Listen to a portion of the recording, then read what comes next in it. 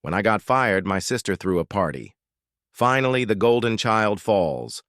My mother raised a glass and said, "Maybe now you'll learn humility." I didn't say a word, just smiled. That was a year ago. Yesterday, I bought the company that fired me. This morning, I walked into her office. She turned white. When I got fired, I didn't cry, didn't scream, didn't break anything. I just sat there in the HR office holding the severance envelope, nodding like I didn't see it coming, like I hadn't already felt it in the way my manager stopped looking me in the eye.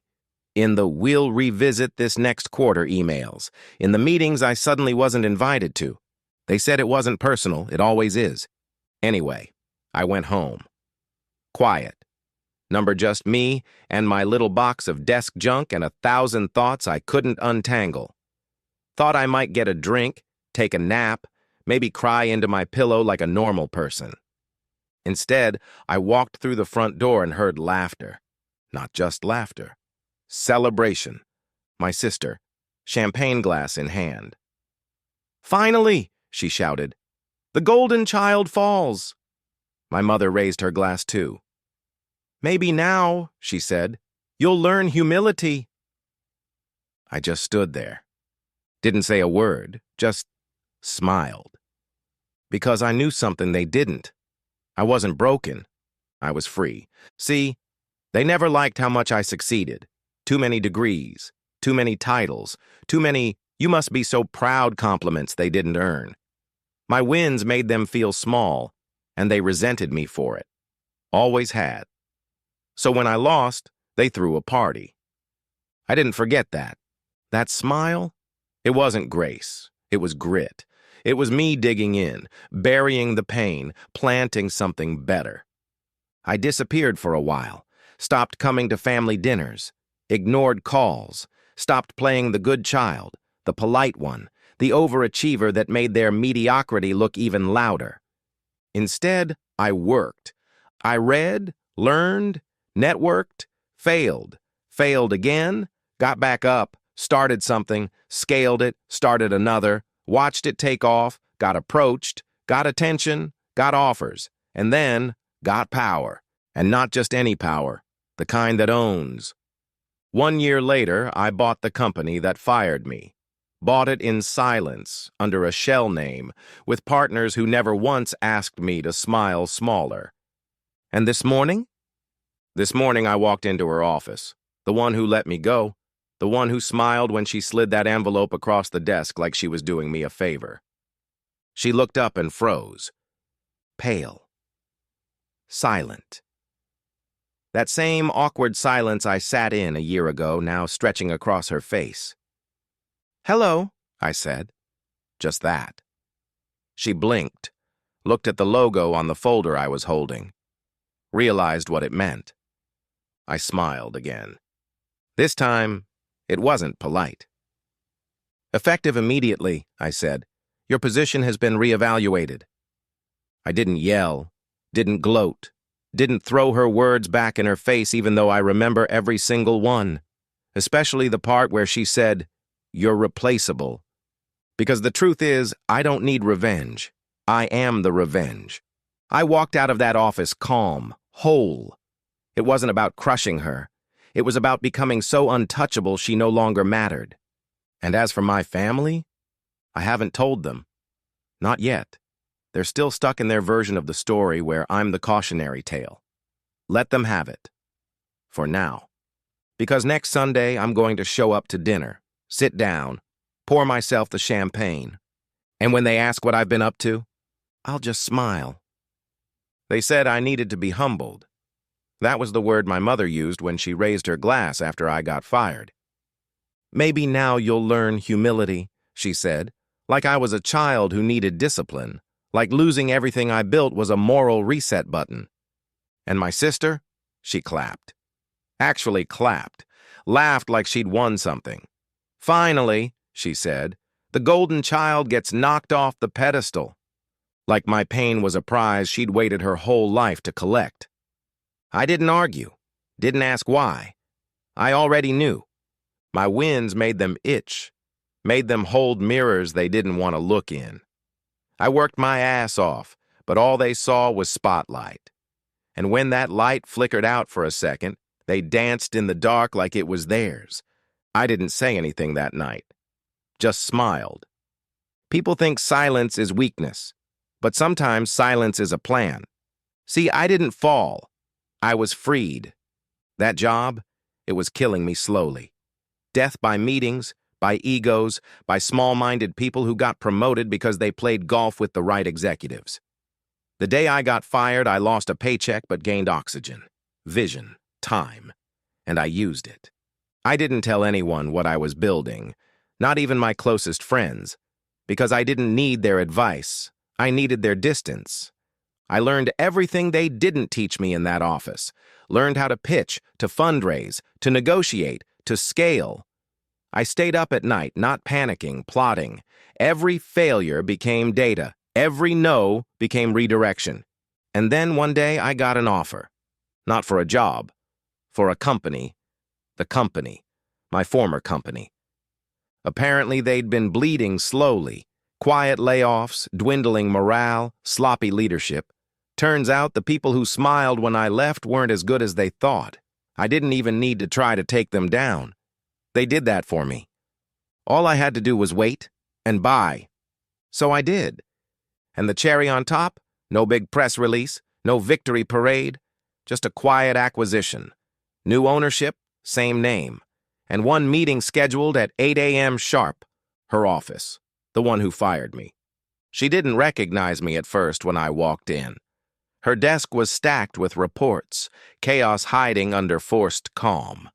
Then she looked up, and it clicked. The color left her face like it was draining straight into the carpet. I didn't know. I didn't let her finish, just handed her the letter, termination, effective immediately. I learned plenty, I said, but humility? That wasn't the lesson. I was. I didn't gloat. I didn't slam the door on the way out. That would have been easy. But I've learned that real power doesn't yell. It walks. Now I sit in my own office. Bigger windows, better air. I run things differently. I promote people who've been overlooked. I fix the mess they left behind. And my family still doesn't know. They think I'm between jobs, think I'm figuring things out, think I finally came back down to earth. Let them. Because next time they raise a glass at my expense, I'll be the one who poured it. And this time, I won't smile. They called me the golden child. Not in a sweet way, not with pride, with grit in their teeth, with rolled eyes and muttered sarcasm. Oh, of course she got the job. Must be nice to be the favorite. She always lands on her feet, doesn't she? Like success was something handed to me, not earned through sleep-deprived nights and swallowed frustration and outworking people who thought I smiled too much to be serious. So when I got fired, they celebrated. Not just quietly, out loud. My sister threw a party. Literally. I walked into the living room after losing everything, and there were drinks on the counter and a playlist called Finally Blasting like it was her wedding. She raised her glass. To gravity. Even she can't stay up forever. My mother smiled like it was justice. Maybe now you'll understand what it's like to struggle. I didn't speak, didn't scream. Just stood there with my whole career in a cardboard box and a laugh stuck in my throat. Because I knew something they didn't. I always get back up. See, they thought I was fragile, that all it took was one bad meeting, one layoff notice, and I'd shatter. But I don't break. I rebuild. I went quiet. Let them think I was spiraling. Let them feel superior for once. I played the role they wanted, humbled, humiliated, out of luck. What they didn't see? I was busy building.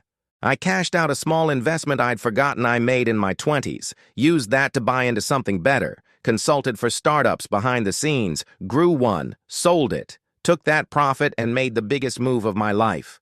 I bought the company that fired me. It was poetic, sure. But it wasn't about revenge. It was about control. about walking back into that building on my terms, about sitting in the same room where they told me I wasn't a fit, and watching the same people squirm in their chairs. And this morning, I did it. Walked into that office. Saw the woman who fired me freeze mid-sentence when she realized I was now her boss. "Didn't expect to see you again?" she said, all breathy and nervous. I smiled. "I didn't expect to own this place either. Life's funny." She didn't laugh. I didn't fire her, not yet. I want her to sit in that chair a little longer and feel what it's like to know someone you underestimated holds your paycheck in their hands. Let that humility they toasted to really sink in. As for my family, still clueless. They still think I'm unemployed. Still throw little digs at dinner. Still whisper when I walk into the room like I can't hear the envy hiding in their voices. And I let them, because I don't need to prove anything anymore. I already did. They thought I was a star who couldn't handle darkness. But I am the darkness, quiet, steady, constant. You can try to dim me, but I don't go out. The golden child fell. Number. She just rose without telling anyone. They didn't check if I was breathing. Didn't bother to see if I'd land on my feet. They just watched me fall, wrote the obituary, and toasted the burial. I got fired on a Monday. By Tuesday, my sister was already posting cryptic "Karma Comes Fast" captions on Instagram. By Wednesday, my mother invited people over to celebrate a downfall dinner party. They didn't call it that, obviously, but I knew what it was. The smirks, the raised eyebrows, the sudden joy in the room. "She's finally getting a taste of real life," my mom said, swirling her wine like she was on a victory lap. "Always thought she was too good for the rest of us," my sister added, louder than necessary. I didn't argue, didn't fight. What would be the point? They'd been waiting for that moment for years. Every success I had made them flinch. Promotions, praise, the quiet envy in their eyes. I saw it all. Felt it long before I ever lost anything. My achievements didn't inspire them. They threatened them. So when I tripped, they clapped. But what they didn't know? You can't bury someone who knows how to breathe underground. I went silent. Let them think I was done. They told people I was between jobs, like I hadn't just been gutted in public. Family friends offered forced sympathy. "We're sure something else will come along." Like I was a puppy no one wanted anymore. But inside, something lit up. Something changed. I didn't want my old job back. I wanted the table they sat at. I wanted the blueprint, the keys, the deed. So I got to work. Didn't announce it, didn't tweet about it, didn't even tell the people closest to me. I built in silence, learned what I didn't know, took meetings, made plays, leveraged every bit of pain they handed me into fuel. And a year later, I owned the company that fired me, bought it clean, quiet, under a name they didn't recognize, let their leadership rot itself out from the inside while I waited, watched the stock dip, watched the morale crumble. Timing is everything, and I was patient. This morning, I walked into the boardroom. My name was on the paperwork. Their mouths hung open. But the best part? She was there. The one who fired me. The one who said, "We're moving in a new direction," like I was a faulty product. She turned white. I didn't gloat. Didn't give her the speech I rehearsed in my head 100 times. I just said, "Turns out I was the direction. Now I run the thing they thought would break me. And I don't do it to prove anything to them. I do it because I can. And my family still doesn't know. Not yet. They think I'm still figuring things out, still struggling. They whisper pity when I walk in, offer fake advice, recommend job boards like they care. Let them, because the next time they laugh at my loss, I'll be laughing too. Except I'll be sitting at the head of the table and they'll finally see. You can't bury someone whose roots run deep.